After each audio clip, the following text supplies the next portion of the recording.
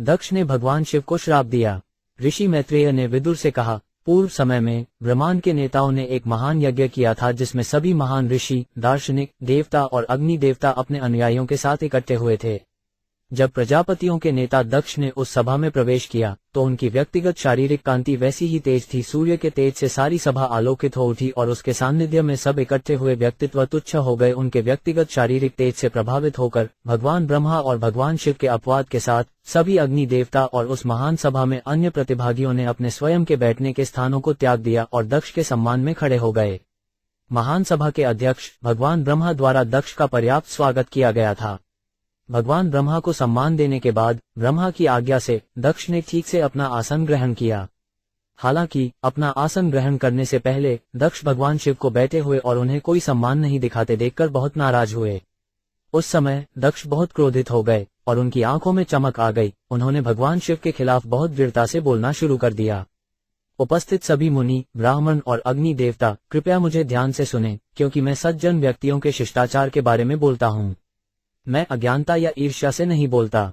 शिव ने ब्रह्मांड के शासकों के नाम और प्रसिद्धि को खराब कर दिया है और सज्जनता के मार्ग को दूषित कर दिया है, क्योंकि वो बेशर्म है। वो नहीं जानता कि कैसे कार्य करना है। उन्होंने अग्नि और ब्राह्मणों की उपस्थिति में मेरी पुत्री सती से विवाह करके स्वयं को मेरे अधीनस्थ के रूप में स्वीकार कर लिया है। उन्होंने गायत्री के समान मेरी कन्या से विवाह किया है और एक ईमानदार व्यक्ति का स्वांग रचा है। उसकी बंदर जैसी आंखें हैं, फिर भी उसने मेरी बेटी से शादी की है जिसकी आंखें हिरण के बच्चे जैसी हैं। फिर भी वे मेरे स्वागत के लिए खड़े नहीं हुए और न ही उन्होंने मीठे वचनों से मेरा स्वागत करना उचित समझा। मेरी बेटी को इस व्यक्ति को देने की कोई इच्छा नहीं थी जिसने सभ्यता के सभी नियमों को तोड़ा है। आवश्यक नियमों का पालन न करने के कारण वह अपवित्र है, लेकिन मुझे अपनी बेटी को उसे सौंपने के लिए बाध्य होना पड़ा, जैसे कोई शूद्र को वेदों के संदेश सिखाता है। वो शमशान जैसी गंदी जगहों में रहता है और उसके साथ ही भूत और राक्षस हैं। पागलों की तरह नंगा, कभी हंसता और कभी रोता हुआ, वह शमशान की राख को अपने पूरे शरीर पर मलता है।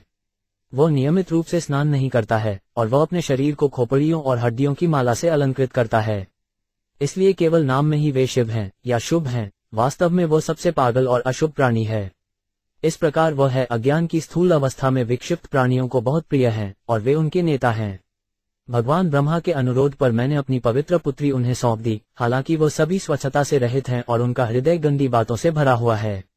मैत्रेय ऋषि ने आगे कहा, इस प्रकार भगवान शिव को अपने विरुद्ध बैठे देखकर दक्ष ने अपने हाथ और मुंह धोए और उन्हें निम्नलिखित शब्दों में श्राप दिया। देवता यज्ञ में हिस्सा लेने के पात्र हैं, लेकिन भगवान शिव, जो सभी देवताओं में सबसे नीचे हैं, का हिस्सा नहीं होना चाहिए। मैत्रेय ने आगे कहा, मेरे प्रिय विदुर, यज्ञ सभा के सभी सदस्यों के अनुरोध के बावजूद दक्ष ने बड़े क्रोध में भगवान शिव को श्राप दिया और फिर सभा छोड़कर अपने घर वापस चले गए। ये जानकर कि भगवान शिव को श्राप दिया गया था, भगवान शिव के प्रमुख सहयोगियों में से एक नंदीश्वर बहुत क्रोधित हुए। उनकी आंखें लाल हो गईं और उन्होंने दक्ष और वहां मौजूद सभी ब्राह्मणों को श्राप देने की तैयारी की, जिन्होंने दक्ष द्वारा शिव को कठोर शब्दों में श्राप देने को सहन किया था। जिसने भी दक्ष को सबसे महत्वपूर्ण व्यक्तित्व के रूप में स्वीकार किया है और भगवान की उपेक्षा की है, ईर्ष्या के कारण शिव कम बुद्धिमान है और द्वैत में दर्शन करने के कारण पालौकिक ज्ञान से वंचित हो जाएंगे। दक्ष ने शरीर को ही सब कुछ मान लिया है, इसलिए चूंकि वो विष्णुपाद या विष्णु गति को भूल गया है और केवल यौन जीवन से जुड़ा हुआ है, थोड़े समय के भीतर उसके पास एक बकरी का चेहरा होगा। ये ब्राह्मण केवल उद्देश्य के लिए शिक्षा, तपस्या और व्रत लेते हैं। शरीर को बनाए रखने का, उन्हें क्या खाना चाहिए और क्या नहीं खाना चाहिए के बीच भेदभाव से रहित होना चाहिए। वे केवल शरीर की संतुष्टि के लिए घर घर भीख मांगकर धन अर्जित करेंगे। जब सभी वंशानुगत ब्राह्मणों को नंदीश्वर द्वारा इस प्रकार श्राप दिया गया, ऋषि भृगु ने प्रतिक्रिया के रूप में भगवान शिव के अनुयायियों की इस बहुत मजबूत ब्राह्मणवादी श्राप के साथ निंदा की। जो भगवान शिव को संतुष्ट करने के लिए व्रत लेता है या जो ऐसे सिद्धांतों का पालन करता है, वह निश्चित रूप से नास्तिक बन जाएगा और पालौकिक शास्त्रीय आदेशों से विचलित हो जाएगा। जो लोग भगवान शिव की पूजा करने का व्रत लेते हैं, वे इतने मूर्ख हैं कि वे अपने सिर पर लंबे बाल रखकर उनकी नकल करते हैं। जब भगवान शिव की पूजा में दीक्षा दी जाती है तो वे शराब, मांस और ऐसी अन्य चीजों पर रहना पसंद करते हैं। चूंकि आप निंदा करते हैं, वेद और ब्राह्मण जो वैदिक सिद्धांतों के अनुयायी हैं, ये समझा जाता है कि आपने पहले ही नास्तिकता के सिद्धांत का आश्रय ले लिया है। वेदों के सिद्धांतों की निंदा करके, जो संतों के शुद्ध और सर्वोच्च मार्ग हैं, निश्चित रूप से आप भूतपति भगवान शिव के अनुयायी निसंदेह नास्तिकता के स्तर तक उतरेंगे। मैत्रेय ऋषि ने कहा, जब भगवान शिव के अनुयायियों और दक्ष और भृगु के दलों के बीच इस तरह का अपशब्द और प्रतिश्राप चल रहा था, तो भगवान शिव बहुत उदास हो गए। वो कुछ न कहकर वहां से चला गया। बलिदान का अखाड़ा। उसके बाद उनके शिष्य, हे विदुर, सार्वभौमिक जनसंख्या के सभी पूर्वजों ने इस प्रकार हजारों वर्षों तक एक यज्ञ किया, क्योंकि बलिदान ही पूजा करने का सबसे अच्छा तरीका है। सर्वोच्च भगवान हरि, देवत्व के व्यक्तित्व।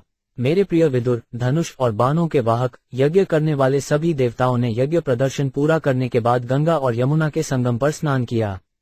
इस तरह के स्नान को अव्रत स्नान कहा जाता है।